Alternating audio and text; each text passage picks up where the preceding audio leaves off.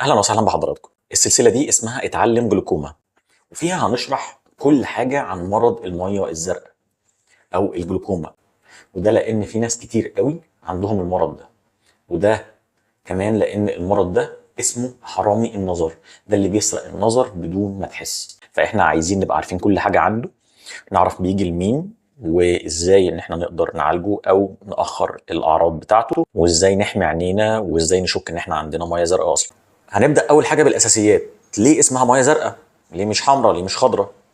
اسمها مية زرقاء لأن بعض المرضى مع ارتفاع ضغط العين بيشوفوا هالات زرقاء حوالين الضوء، من هنا جت التسمية.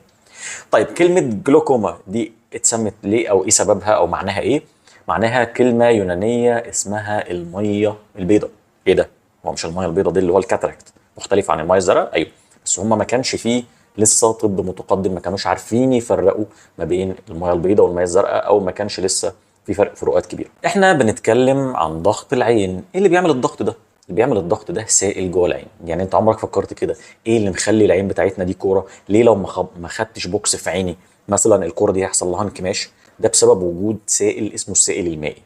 السائل المائي ده بيفرز من حاجه اسمها السيلري بودي او الجسم الهدبي، والجسم الهدبي ده السائل ده بيطلع من القزحيه، هو ورا القزحيه، يطلع من القزحيه ويملا الخزانه الاماميه ويتصرف في الزوايا بتاعه العين. الزوايا بتاعه العين دي اسمها نظام التصريف.